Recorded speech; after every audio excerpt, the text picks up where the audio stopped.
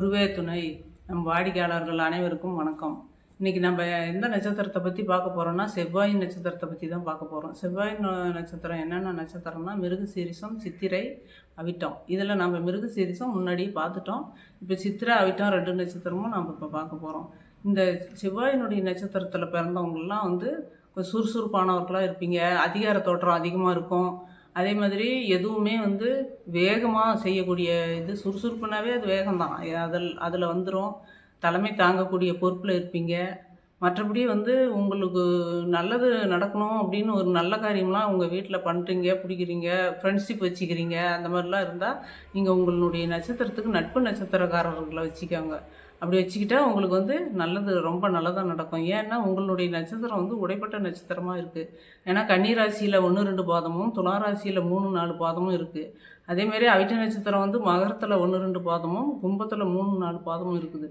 அதுக்கு பேர் தான் உடைப்பட்ட நட்சத்திரம். அந்த உடைப்பட்ட நட்சத்திரமாக இருக்கிறதுனால உங்களுக்கு வந்து மகர ராசிக்காருக்கு 50%, கும்பராசிக்கு 50% போயிடும், கன்னிராசிக்கு 50%, துளாராசிக்கு 50%ங்கிற மாதிரி தான் அந்த கணக்கில் தான் வரும். அப்படிங்கிறதுனால நீங்கள் வந்து உங்களுடைய நட்பு நட்சத்திரத்துக்காரரை ஃப்ரெண்ட்ஷிப் வச்சுக்கோங்க, கூட்டு தொழில் செய்கிறதுக்கு வச்சுக்கோங்க. மற்றபடி நல்ல காரியங்கள்லாம் ஏதாவது வீட்டில் விசேஷங்கள், நல்ல காரியத்துக்கு போகிறதோ, பொண்ணு பார்க்க போகிறதோ, இந்த மாதிரி எல்லாம் வந்து அந்த நட்பு நட்சத்திரத்துக்காரங்க அந்த நட்சத்திரத்தன்னைக்கு நீங்கள் அதை செஞ்சிங்கன்னா உங்களுக்கு வந்து முழு பலனும் கிடைக்கும். ஏன்னா இது உடைப்பட்ட நட்சத்திரம் அப்படிங்கிறதுனால அந்த நட்சத்திரத்தை நீங்கள் பயன்படுத்திக்கோங்க. அது என்னென்ன நட்சத்திரம் அப்படின்னா, சூரியனோட நட்சத்திரமும் உங்களுக்கு நட்பு நட்சத்திரமாக வராரு.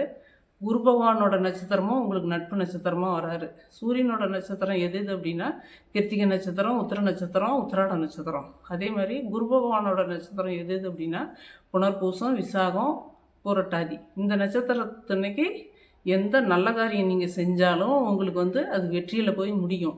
அந்த நட்சத்திரத்தை நீங்கள் பார்க்கணும் அப்படின்னா, இதில் காலண்டரில் பாருங்கள், அன்றாட நட்சத்திரம் உங்களுக்கு வரும்.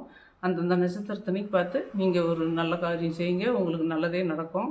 வாழ்க வளமுடன்.